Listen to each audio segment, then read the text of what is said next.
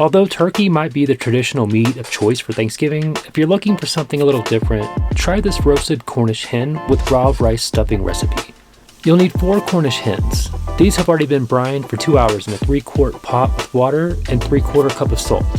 You'll also need some wild rice for stuffing the hens, and along with it, some carrots, dried cherries, flour, parsley, some thyme, sage, rosemary, red wine vinegar, salt and pepper, butter, and 2 shallots. Start by making the wild rice according to the directions. Rinse the hens, pat them dry, set 5 tablespoons of butter in a bowl, followed by 1 tablespoon of chopped sage and 1 tablespoon of chopped thyme. Chop up 2 teaspoons of rosemary and add it along with some salt and pepper to the same bowl with the butter and herbs. Mash the butter mixture together until it's well combined.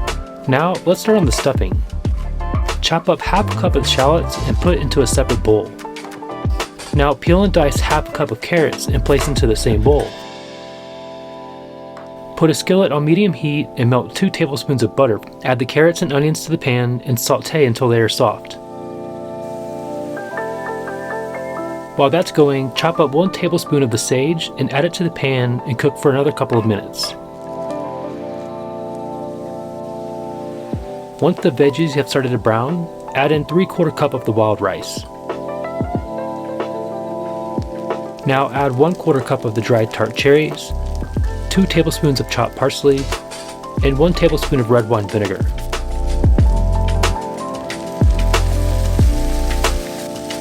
Reduce the heat, simmer for about 10 minutes, then set aside.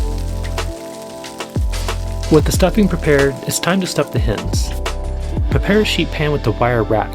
This is going to keep the hens out of their own drippings and allows them to cook evenly.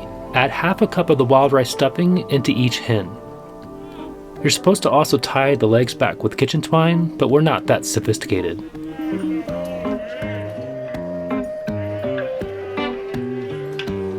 It seems like you won't have enough of the mixture, but it's going to measure out perfectly at half a cup for each of the 4 hens. Arrange them breast side down and roast at 400 degrees for 25 minutes until they just start to turn brown. Remove them, then spread 1 teaspoon of the herb butter over the backs of each hen.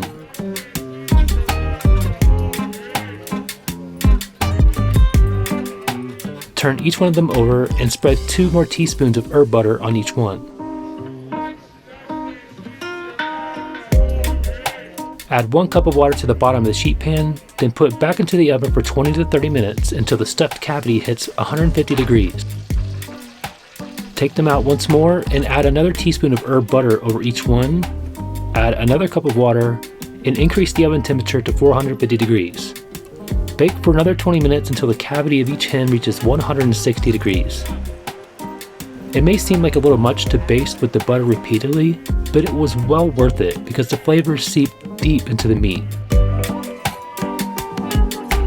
This is something you'll definitely want to make, but don't take my word for it.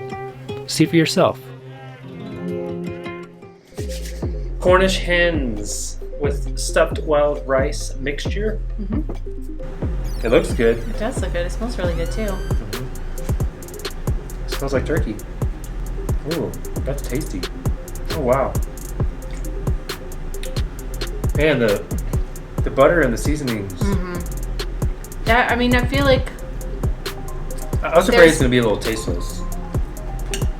there's a decent amount of work that goes into this. Wow. I mean, I would do this again. Yeah. And then there's like rice stuff inside of it. Ooh.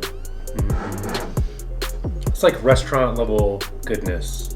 Pretty tasty. Chicken. The light's off. You messed it up. Chicken. Cornish hen. Basically a chicken. Got a homemade herb butter, and then if you dig on the inside of it, there's a homemade wild rice stuffing with tart cherries. He has nothing to say, which means it's very good. Well, it just means that it tastes like a chicken with a homemade stuffed rice. Or a mini turkey. So what do you think, Parker? You like it? Yeah. Thumbs up.